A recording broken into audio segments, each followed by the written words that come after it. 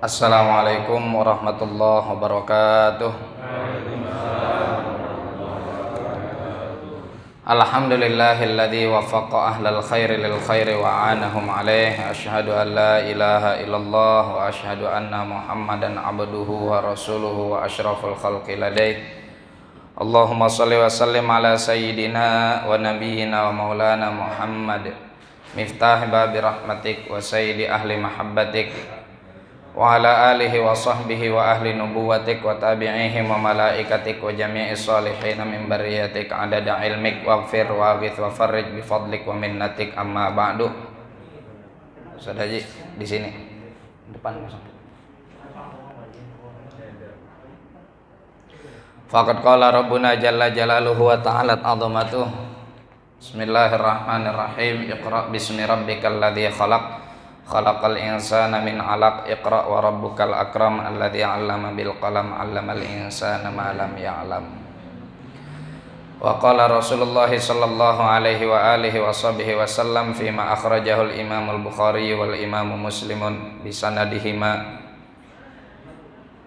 ila Sayyidina al-Imam Abdullah bin Mas'ud radhiyallahu ta'ala anhu qala qala Rasulullah sallallahu alaihi wa alihi wa sahbihi wasallam inna ahadakum yujma'u fi batni ummihi arba'ina yawman nutfah thumma yakunu 'alaqatan mithla dhalika thumma yakunu mudghatan mithla dhalik thumma yursalu ilaihil malak wa yu'maru bi arba'i kalimat bi katbi rizqihi wa mautihi wa syaqiyyun aw sa'id.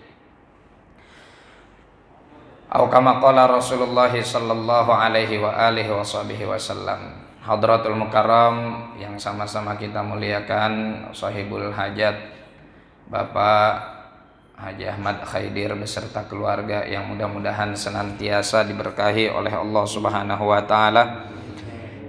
Juga putri tercinta yang saat ini sedang mengandung, mudah-mudahan diberikan kemudahan oleh Allah Subhanahu wa taala dalam proses persalinannya, dan juga kelak janin yang dikandung menjadi anak yang soleh atau solehah. Juga yang sama-sama kita hormati Ketua DKM Masjid Jami' Ar-Rayyan Bapak Ustaz Haji Syamsul yang mudah-mudahan juga senantiasa dijaga oleh Allah Subhanahu wa taala. Para asatid, para tokoh masyarakat, wabil khusus burung hudhudnya Jamaah Royal Bapak Haji Suyatno. Hudhudnya ini yang bagian keliling kemana-mana, nyampe kemana-mana, Masya Allah. Dan juga para jamaah Mushola Al-Barkah dan segenap tamu undangan yang mudah-mudahan kita semua senantiasa dalam naungan kasih sayang Allah Subhanahu wa taala.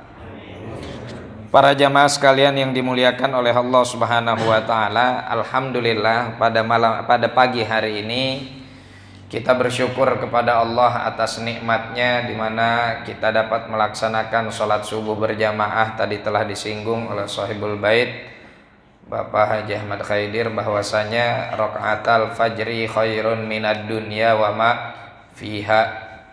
2 rakaat sholat fajar itu lebih baik dari dunia dan segala isinya. Apalagi jika kita lanjutkan sholat berjamaah kita di pagi Jumat ini tentunya dengan zikir kepada Allah Subhanahu wa taala, dengan berdoa kepada Allah, dilanjutkan dengan kajian, maka ini menjadi satu keistimewaan tersendiri. Karena dalam satu hadis Rasulullah bilang barang siapa yang sholat subuh berjamaah kemudian ia lanjutkan dan tidak pergi dari tempatnya, maksudnya dari tempat dia sholat sampai isyraq, kemudian dia laksanakan sholat sunnah isyraq, maka baginya pahala umroh dan haji tamah yang sempurna pahala tersebut, ya. Jadi kalau sekarang kita belum bisa berangkat umroh karena masih dicekal atau masih belum diperbolehkan, maka ini menjadi satu fadilah tersendiri. Para jamaah sekalian yang dimuliakan oleh Allah Subhanahu wa taala, kajian kita pada pagi hari ini jauh menuju ke bulan. Apa bagaimana ini? Ya. Yang dimaksud dari nuju bulan ini sebetulnya adalah sebuah ritual yang dilaksanakan di bulan ketujuh. Nah, jadi bukan nuju itu bukan dari menuju, akan tetapi diambil dari kata-kata tujuh bulan. Sebetulnya bagaimana tuntunan agama menyikapi atau hal-hal yang berkaitan dengan al-umur al-usariyah, perkara-perkara yang berkaitan dengan masalah rumah tangga. Ini kan urusan rumah tangga, dan saya rasa yang pada pagi hari ini hadir hampir 98% sudah berumah tangga. Kalaupun belum, paling tidak tahu apa itu rumah, tahu apa itu tangga. Ya. Urusan rumah tangga juga merupakan satu perkara yang tidak lepas dari tuntunan syariat Islam. Ya. Urusan rumah tangga juga sesuatu yang mana agama Islam sangat memberikan perhatian khusus. Kenapa demikian? Karena baik atau tidaknya satu sosial, satu tatanan masyarakat itu semua berangkat dari unit terkecil dalam masyarakat tersebut, yaitu keluarga. Kalau keluarga dan dari sekian banyak keluarga dikumpulkan jadi satu semuanya baik, maka kumpulan masyarakat yang ada di situ pasti akan baik. Karena orang nanti berangkat dari keluarganya. Orang berangkat dari latar belakang rumahnya. Maksudnya bukan emperan rumahnya yang bagian belakang, enggak, tapi dari latar belakang keluarganya. Kenapa demikian? Karena orang tersebut, ya, setiap kita pasti waktunya akan lebih banyak dan lebih lama kita gunakan berada di dalam keluarga kita. Ya, paling banter kita di musola berapa lama sih? Ya, sekuat-kuatnya kita duduk di musola kalau sholat subuh berjamaah paling banter jam 5:15 juga kita udah pulang.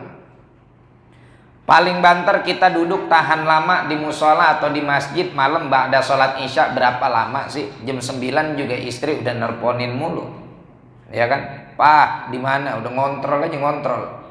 Ya kan?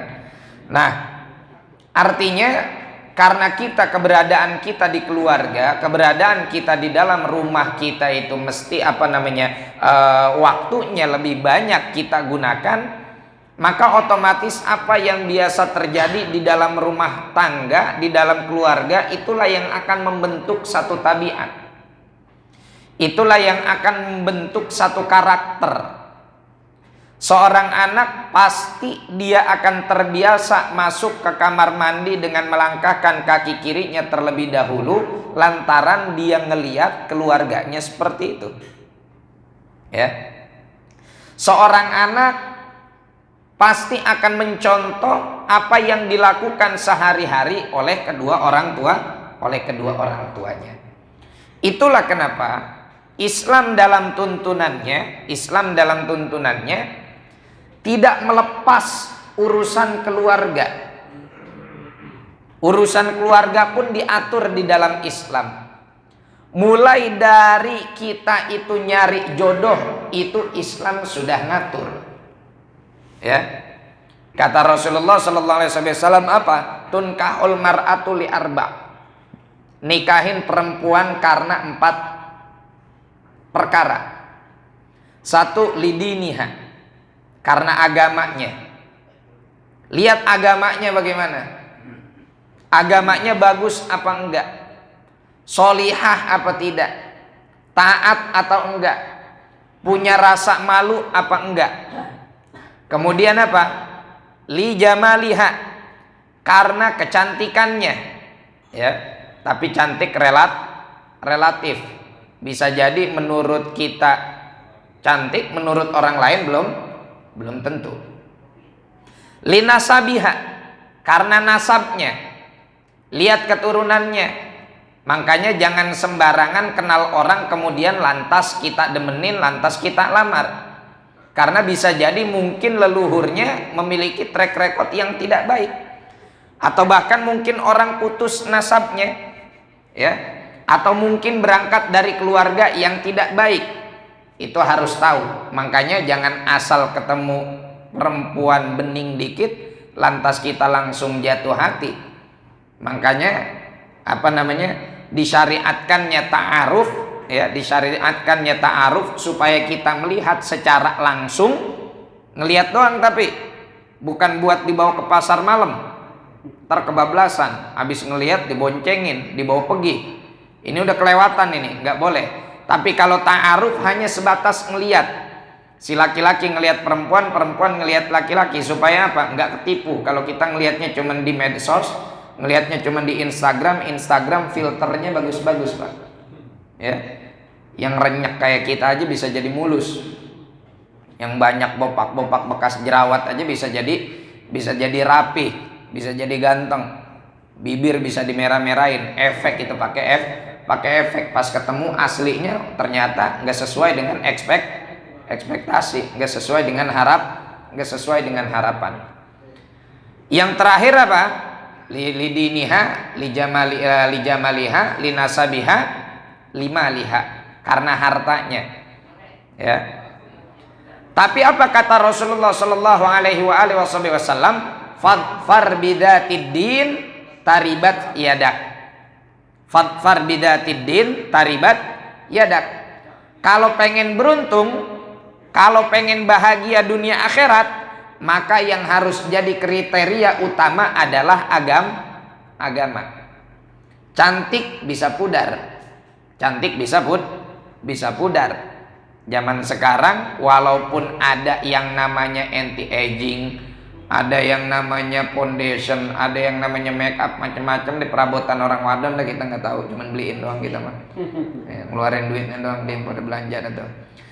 Tapi tetap aslinya nggak bisa dibohongin. Lama-lama yang namanya menua itu udah pasti. Kecantikan akan pudar. Harta juga bisa hilang. Harta bisa habis. Nah, nasab mendingan dah. Tapi agama ini yang bisa menjadi faktor utama keselamatan kita. Begitu juga sebaliknya. Bapak punya anak perempuan, ya. Ada laki-laki yang senang dengan anak perempuan bapak. Kata Rasulullah apa? Idza ja'akum mimman tardawna dinah fazawiju. Kalau datang kepada kalian orang yang kalian ridhoi agamanya, udah buru-buru nikahin.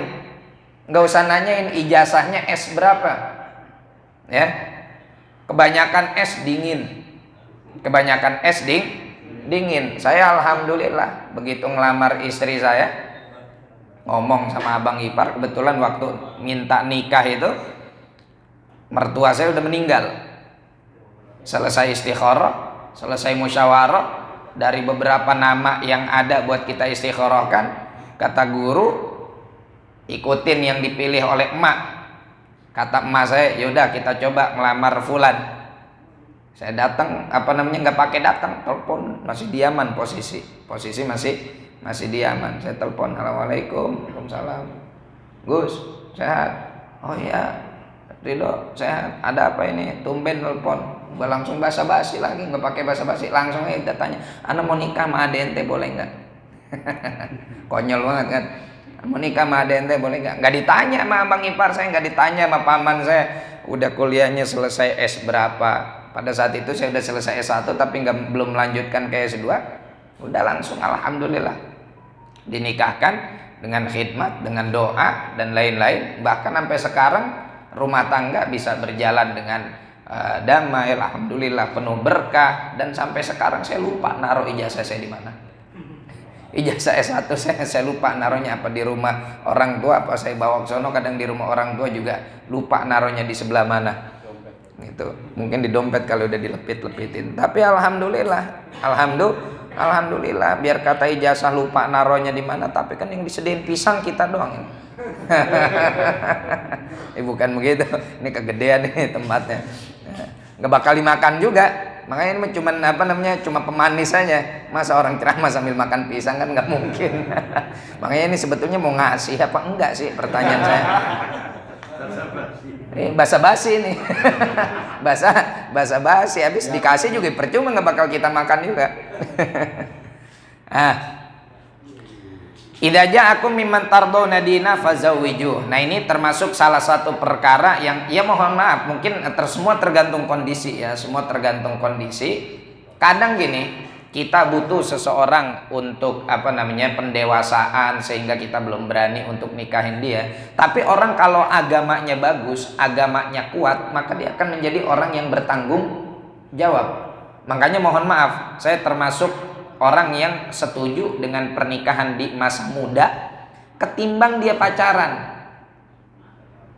Selama ini yang didengung-dengungkan oleh orang-orang yang anti pernikahan di masa muda dengan alasan oh ini harus persiapan dulu, ini dulu, tapi mereka enggak memerangi yang namanya pacaran ya. Pegiat-pegiat yang mengaku sebagai seorang Islam yang modernis atau Islam yang moderat, mereka mengkampanyekan anti nikah muda, jangan sampai nikah muda karena cenderung menghasilkan perceraian ya, karena belum dewasa. Sayangnya mereka juga tidak memerangi pacaran. Yang bahaya yang mana? Ya, yang bahaya yang pacaran. Walaupun nggak sampai terjadi yang bagaimana, udah jalan berduaan aja udah dosa. La taqrabuz zina innahu kana fahisyatan wa sa'a sabila. Jangan sekali-kali mendekati zina, ngedeketinnya aja nggak boleh, apalagi ngerjainnya, apalagi mengerjakan zina, gitu. Nah, oleh karena itu agama ini menjadi satu satu kriteria utama. Kita lihat bagaimana sholatnya, hafal Fatihah apa enggak, minimal banget hafal ya, kalau enggak juz amma minimal banget dari Al-Alaq sampai An-Nas lah, ya. Nggak cocok kalau bapak orang di Al-Barkah rajin jadi jamaah, sholat subuhnya, maghribnya, isyaknya selalu di Al-Barkah. Mungkin kalau duhur sama asar lagi di kantor, tiba-tiba ada anak muda datang ke rumah bapak, pengen sama anak gadis bapak, mau jadi menantu bapak, Fatihah aja belepotan, belepotan. Jangan, harus itu. Mau diajarin apa anak kita nanti? Mau dibawa kemana? Ya, anak gadis kita. Kalau memang dia benar-benar sungguh-sungguh, dia bakal apalin tuh. Dia bakal apalin. Nah, ini penting saya utarakan. Kenapa? Karena paradigma manusia di akhir zaman, apalagi di zaman modern seperti ini, seperti sekarang ini, selalu yang ada di benaknya adalah materi sampai lupa terhadap agama. Padahal semua yang dikumpulin ya, begitu dikumpulin jadi Pajero, begitu dikumpulin jadi Alphard, begitu dikumpulin jadi jadi Nissan Serena, begitu dikumpulin jadi Land Cruiser. Kalau udah mati tetap aja EPP, ambulan EPP, ya enggak, ambulan EPP. Rumahnya di klasternya Pinus, datang masuk ketemu satpam, ada CCTV, ada kawat berduri, udah meninggal selapajang, kecuali kaya banget kali baru ke Karawang, ya enggak, San Diego Hills yang mahalan dikit, ya. Tapi ya semahal-mahalnya tetap aja sendiri.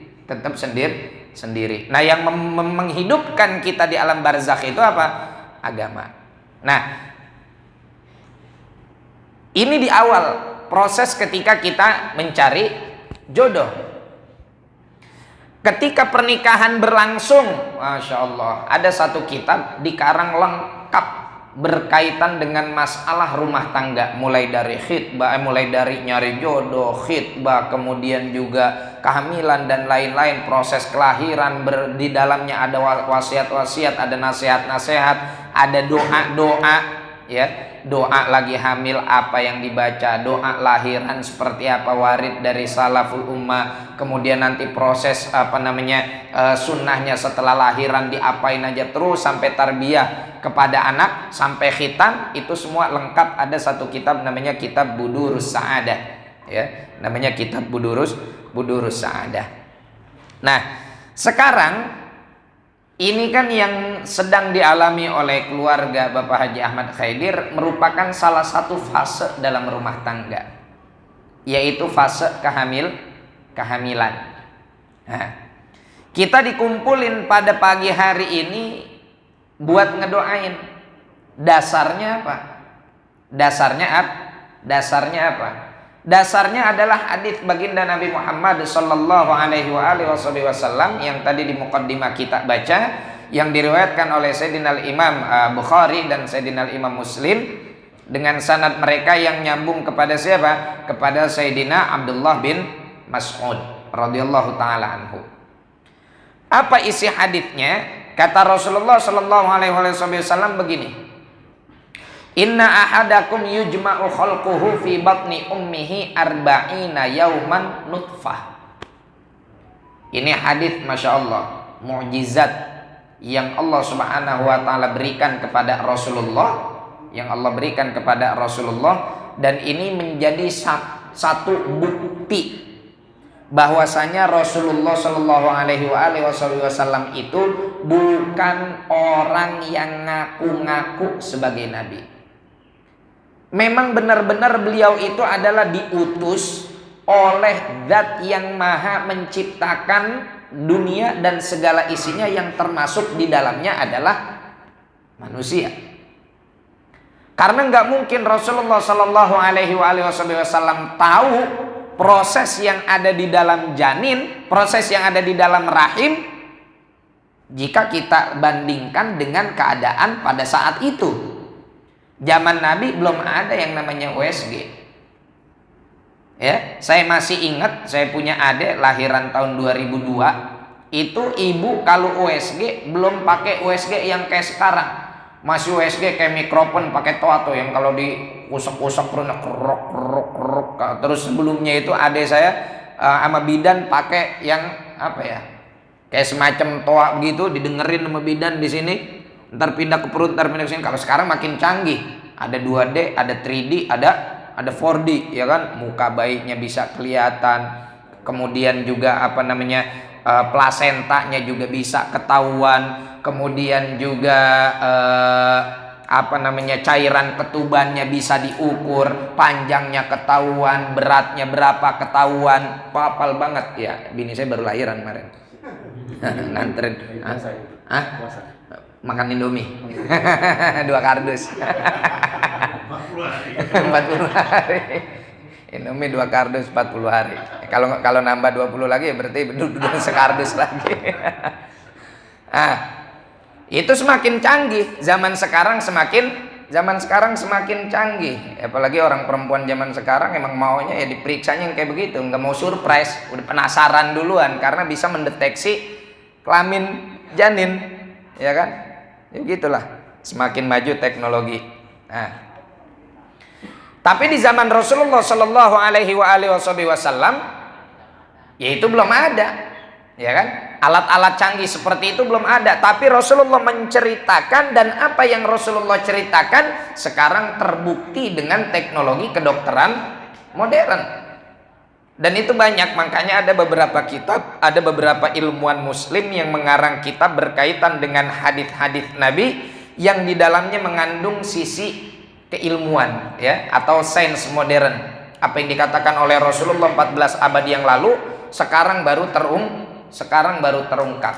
Ada juga yang dikatakan oleh Al-Qur'an. Al-Qur'an sudah menceritakan itu 14 abad yang lalu, sekarang manusia baru sadar. Seperti misalkan firman Allah, ya, was-sama'i dzatir raj' dalam surah At-Tariq, was-sama'i dzatir raj', dan demi langit yang memiliki zat yang memantulkan. Orang Arab zaman itu dikasih tahu was-sama'i dzatir raj', belum tahu apa. Oh, ternyata ada lapisan dalam atmosfer yang berfungsi untuk memantulkan sinyal. Baru ketahuan zaman modern sekarang ini. Tapi Al-Quran sudah menceritakan itu sejak lama. Nah, di sini Rasulullah Shallallahu Alaihi Wasallam menceritakan kepada kita proses yang terjadi di dalam rahim seorang perempuan. Inna ahadakum yujma'u khalquhu fi batni ummi. Setiap kita ini ngerem di dalam perut emak kita, ya, selama 40 hari masih berbentuk nutfah, ya kan? Masih berbentuk nutfah. Apa nutfah? Sperma, mani. 40 hari itu ngerambat di dinding rahim, ya kan? Setelah ditembak sama belambir, itu nyari zigotnya itu mencari sel telur. Di dalam rahim 40 hari dia masih berbentuk nutfah. Tsumma yakunu 'alaqatan mithla dzalik. 40 hari selanjutnya apa yang terjadi? Terjadi alaqah. Nah, alaqah ini kalau kita artikan dengan arti klasik, segumpal darah. Al-alaq, segumpal darah. Tapi dalam beberapa penafsiran ulama-ulama kontemporer katanya nggak ada di dalam janin itu segumpal darah ngegumpal begitu, nggak ada. Ya, maka kalau kita lihat dari segi bahasanya aliko ya'laqo itu artinya menggantung. Ya, aliko ya'laqo itu artinya menggantung. Maka alaqoh tersebut artinya bahwa nutfah tersebut setelah masuk ke dalam rahim dia akan menggantung di dinding rahim. Itu yang disebut dengan alaqah. Nah, terserah Bapak mau pakai tafsiran yang mana, mau pakai makna yang mana, makna segumpal darah ataupun makna yang bergantung di dinding rahim, sama aja. Ntar jadinya punya hidung, punya mulut. Ya kan? Nah, tsumma yakunu mudghatan mithla dzalik. Kemudian 40 hari selanjutnya, 40 tambah 40 80 tambah 40 120. Jadi apa? Jadi mudghah, segumpal daging. Di sini Allah Subhanahu wa taala menceritakan tentang proses penciptaan manusia dalam surah Al-Mu'minun. Walaqad khalaqnal insana min sulalatin min tin tsumma ja'alnahu nutfatan fi qararim makin. Allah Subhanahu wa taala membahasakan rahim di dalam surah Al-Mu'minun dengan istilah qarar makin. Tempat yang kuat dan elastis. Tempat yang kuat dan elastis. Sungguh kami telah menciptakan manusia min sulalatin min tin, dari segumpal tanah. Buat kita penafsirannya seperti apa? Apakah tanah masuk ke dalam rahim perempuan? Enggak. Tapi yang terjadi di dalam nutfah itu adalah saripati dari makanan, yang mana makanan tumbuhnya di tanah. Makanya dilakukan penelitian oleh sains modern bahwa di dalam tubuh kita ini terdapat unsur-unsur kimia ataupun unsur-unsur yang lain yang juga sama ada di dalam tanah. Di tubuh kita ada magnesium, ada yodium, ada kalsium, ya kan? Sama juga ada di dalam tanah. Makanya biasa kita ngebahasain kalau sama orang, ya, sama anak yang atau orang yang di bawah kita, yang junior kita, di masa yang mereka belum dilahirkan, kita biasanya ngomongnya apa? Dulu ente lagi masih di pohon toge, ya kan? Pohon toge ketemu kangkung, ketemu jengkol, ketemu ikan asin, jadi saripati, jadilah nutfah. Itulah min sulalatin min tin. Tsumma ja'alnahu nutfatan. Dari situ kami ciptakan menjadi setetes air hina. Kalau dalam lagunya Bang Haji Roma Irama, ya kan? Ada tuh setetes air hina. Nutfah yaitu mani, sperma. Buat kita madhab Syafi'iyah, sperma ini suci. Mani ini suci kita, Pak. Dalam madhab Syafi'i, mani ini suci. Makanya kalau bapak sarungnya, mohon maaf agak vulgar dikit nih ya, lupa malam habis pertempuran, ya kan, belepotan di sarung, nggak dicuci, dipakai buat sholat subuh, sah nggak sholat subuhnya? Sah.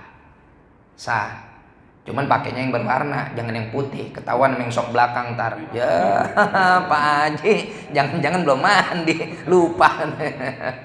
Ya. Jadi mani buat kita di dalam mazhab Syafi'i hukumnya adalah thahir, suci. Tsumma khalaqnan nutfata 'alaqatan. Kami jadikan dari nutfah tersebut alaqah. Tadi tafsirannya ada dua, fa khalaqnal 'alaqata mudghatan. Setelah jadi alaqah jadi mudghah. daging, segumpal daging. Fa khalaqnal mudghata idhaman. Udah jadi segumpal daging, dimasukin tulang belulang. Fa kasawnal idhama lahma. Nah, tulang belulang tersebut dibungkus lagi dengan laham, daging bagian luar, kemudian dibungkus dengan kulit. Tsumma ansha'nahu khalqan akhar. Dari setetes air hina, setetes air mani, tiba-tiba jadi yang berbentuk seperti kita, ya kan? Yang berbentuk seperti kita. Tsumma ansha'nahu khalqan akhar. Tadinya cair, tadinya kental-kental bau adonan roti, tiba-tiba pas keluar ada palanya, ada mukanya, ada hidungnya. Nah, ini proses yang Rasulullah ceritakan dalam hadis ini. Terus apa kaitannya dari hadis ini dengan acara kita pada pagi hari ini? Dalam redaksi yang selanjutnya Rasulullah Shallallahu Alaihi Wasallam bilang apa? Tsumma yu'marul malaku, kemudian malaikat diperintahkan bi arba'i kalimat. Ada malaikat yang diperintahkan sebelum itu tsumma yunfakhu fihi ruh. Setelah 120 hari, berarti 4 bulan ya. 4 bulan ditiupkan ruh. Wa yu'maru bi arba'i kalimat, dan diperintahkan untuk 4 kalimat. Apa aja? Bikat bi rizki, ditulis rezekinya. Apalin nih buat door press. Wa ajali, ajalnya. Terus apa satu lagi? Allahumma sholli ala sayyidina. Jodohnya itu masuk ke rizki.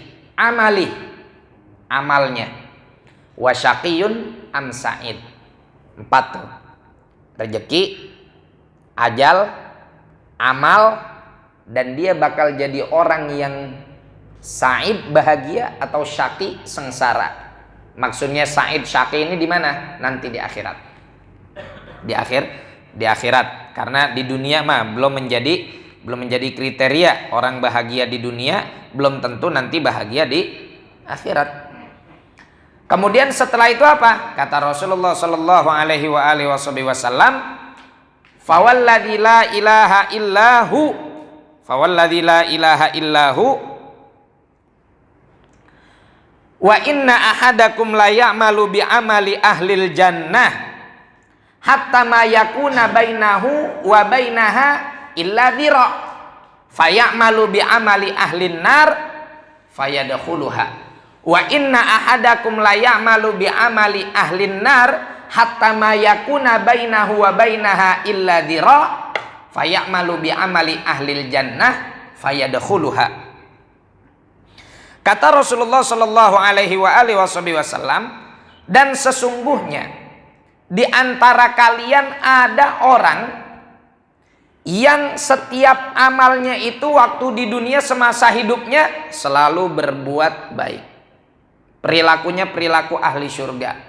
Sholat subuh berjamaah, ngaji Quran, baca sholawat, ngirim sodakoh.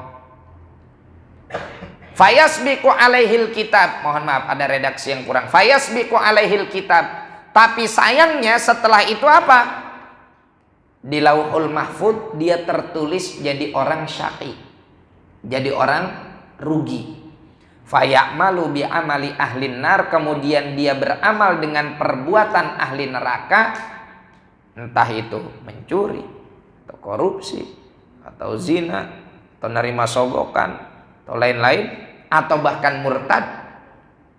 Padahal sebelumnya dia beramal amal ahlil jannah, seakan-akan jarak antara dia dengan surga itu tinggal 1 hasta lagi. Fayasbiqu alaihil kitab, kemudian apa yang dahulu telah tertulis di Lauhul Mahfud menjadikan dia berbuat maksiat sehingga dia masuk ke dalam neraka. Dan sebaliknya, Wa inna a'adakum la ya'malu bi amali ahlin nar hatta ma yakuna bainahu wa bainaha illa dhira'. Di antara kalian ada yang kerjaannya udah kerjaan ahli neraka deh. Mabok, waduh, udah dari yang namanya whisky brandy mah udah biasa, spiritus campur wipol. Masya Allah, kuat paru-parunya. Mabok kapan aja, zina udah biasa.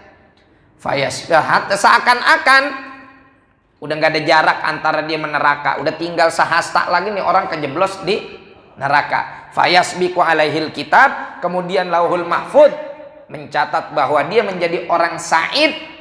Fayamalu bi amali ahlil jannah, kemudian ia berbuat dengan perbuatan ahli surga. Fayadkhuluha, hingga dia masuk surga.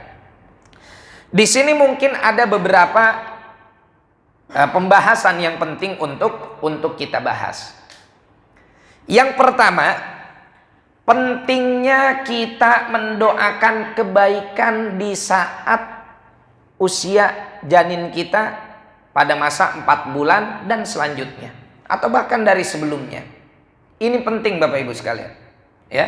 Mendoakan kandungan dengan doa-doa yang baik itu merupakan sebuah kewajiban bagi orang tua. Karena jangan dikira nggak berpengaruh. Saya punya teman orang Banjarmasin. Dan ini juga mungkin bapak-bapak bisa ngelihat di Hafid Indonesia banyak kejadian-kejadian. Tapi ini kita nyaksiin langsung. Itu anak, ya, hafalan Qurannya ngegrojok banget. Waduh, udah lancar selancar-lancarnya. Sahabat-sahabatnya cerita, ini anak hafal Quran dari dia belum bisa baca Iqra. Kalau kita Iqra udah hatam, tapi kagak apal-apal Quran.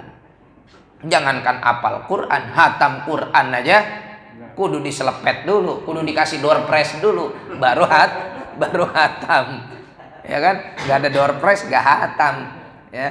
Enggak ada door prize enggak hatam. Kenapa bisa demikian? Karena ternyata ayah ibunya ini hafidhah. Setiap hari mereka ngedres Quran, memurojaah Quran, mengulang-ulang hafalan Quran, sehingga setiap kali si ibu ini mengandung itu selalu sambil elus-elus perutnya sambil baca Al-Quran.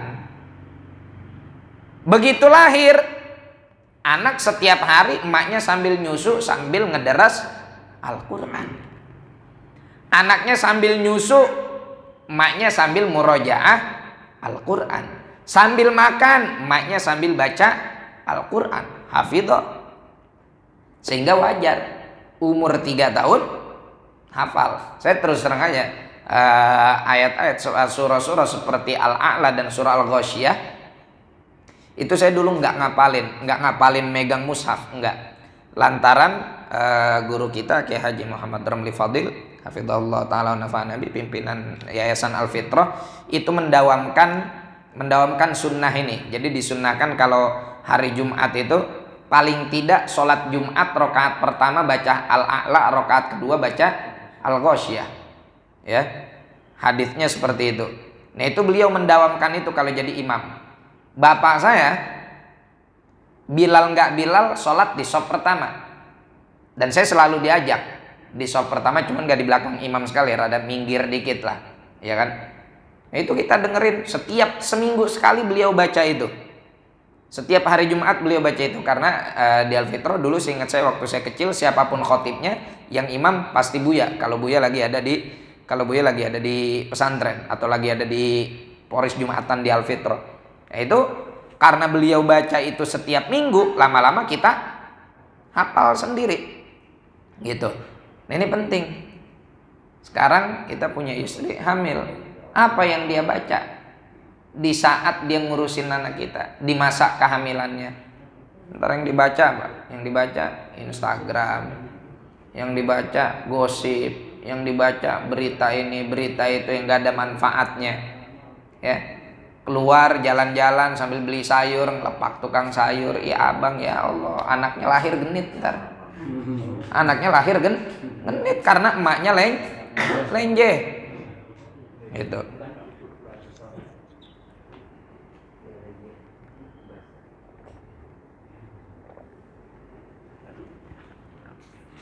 Biasanya jam berapa?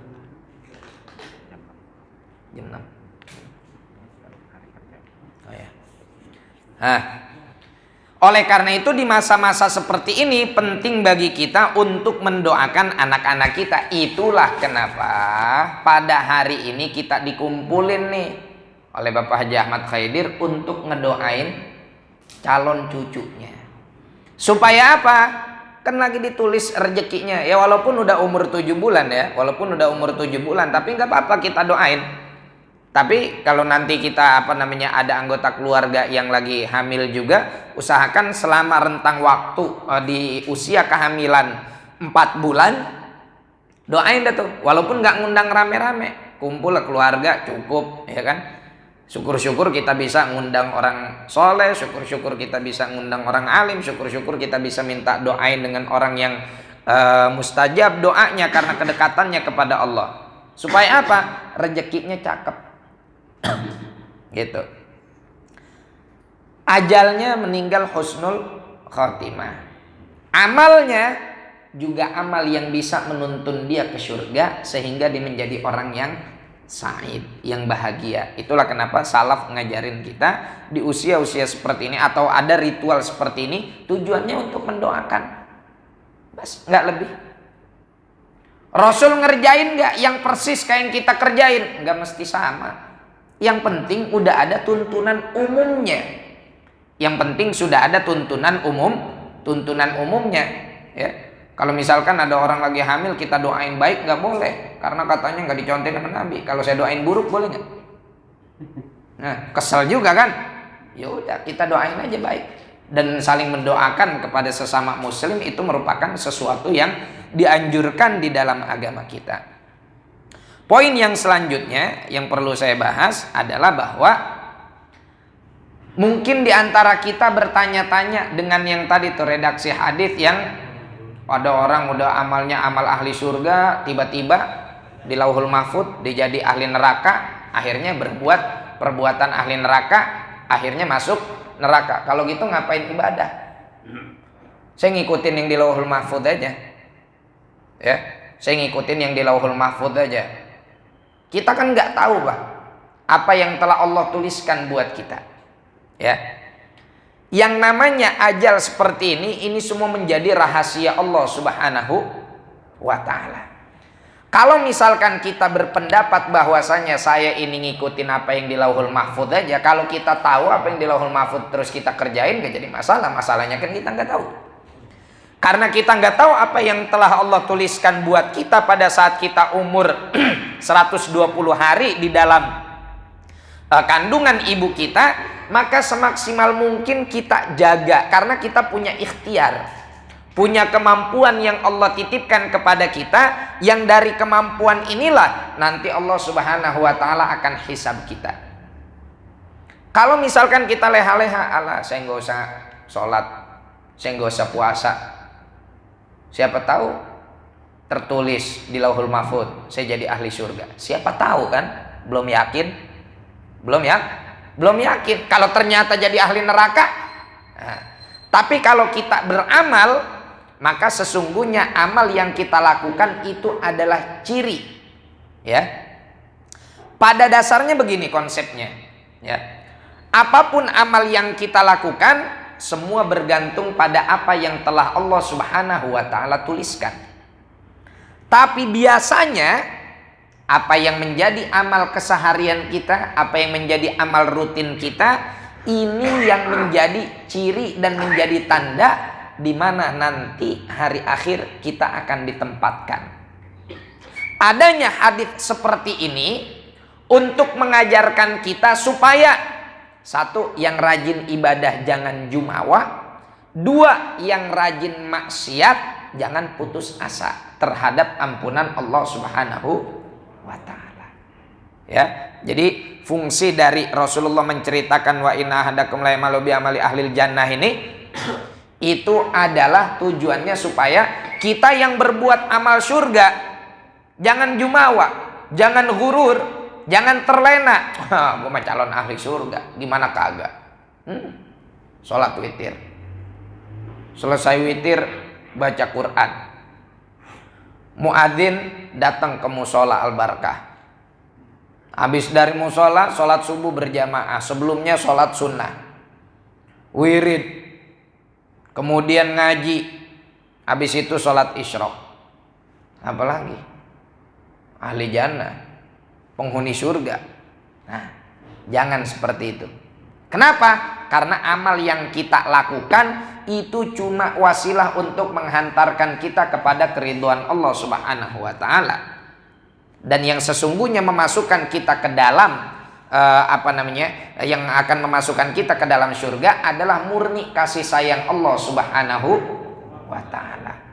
Gitu. Jangan bersandar dan merasa bahwa kita ini punya amal yang bakal nyelamatin kita. Tapi kenapa harus beramal? Karena Allah memerintahkan. Itulah etika seorang hamba. Gitu. Nah, yang rajin maksiat jangan putus asa, karena sesungguhnya rahmat Allah Subhanahu wa taala begitu luas. Terakhir, ya, udah isyraq nih. Kita baca sebagai satu bisyarah bagi kita, ada satu hadis yang diriwayatkan oleh Imam Nawawi juga Imam Muslim dalam kitabnya. Imam Nawawi menceritakan ini dalam Riyadhus Shalihin. Ada orang dia pengen taubat, ya kan? Ini mungkin kisahnya udah sering bapak dengar, tapi nggak apa-apa untuk merefresh lagi. Ini orang udah banyak dosanya di zaman Bani Israel, kerjaannya ngebunuh. Datang ke salah satu pendeta, nanya, "Pak, saya pengen taubat, bisa nggak?" "Emang punya dosa apa ente?" "Bu, dosa saya banyak, saya tukang mabok, saya tukang zina, orang yang udah saya bunuh jumlahnya 99. Kata tuh pendeta, "Batu, kerak neraka ente mah. Udah bukan atas lagi, keraknya lagi ente mah. Nggak bisa ente taubat, nggak bisa, nggak bakal diterima, udah kebanyakan dosa." Akhirnya ada perasaan di dalam hati si orang ini, ya udah nggak bisa taubat, tanggung, gue bunuh aja nih sekalian. Cepet 100. Waduh, poinnya udah berapa tuh? 100. Datang ke pendeta yang lain, datang ke orang soleh yang lain, bijak, ya, karena sesungguhnya sebelum roh kita nyampe di tenggorokan, Allah akan menerima taubat kita selama kita taubat dengan sungguh-sungguh. Akhirnya pendeta tersebut bilang, "Oh ya, pintu taubat masih terbuka." Akhirnya dia taubat, cuman ada syaratnya, harus hijrah ke tempat orang baik. Nah, di tengah jalan dia meninggal, kemudian jadi rebutan malaikat azab dan malaikat rahmat, sampai akhirnya diputuskan bahwa diukur deketan mana jarak dia, apakah dari kampung penyamun, apakah dari kampung santri. Ternyata lebih dekat sejengkal dengan kampung santri, akhirnya dibawa oleh malaikat rahmat. Nah, oleh karena itu kita jangan pernah sekalipun putus asa terhadap rahmat dan kasih sayang Allah Subhanahu wa taala. Para jemaah sekalian yang dimuliakan oleh Allah Subhanahu wa taala, isyraq sudah lewat dan waktu juga semakin siang. Hari ini hari kerja. Mungkin hanya ini yang dapat saya sampaikan, kurang lebihnya mohon maaf. Allahumma fiqh lakum at-thariq. Assalamualaikum warahmatullahi wabarakatuh. Assalamu alayka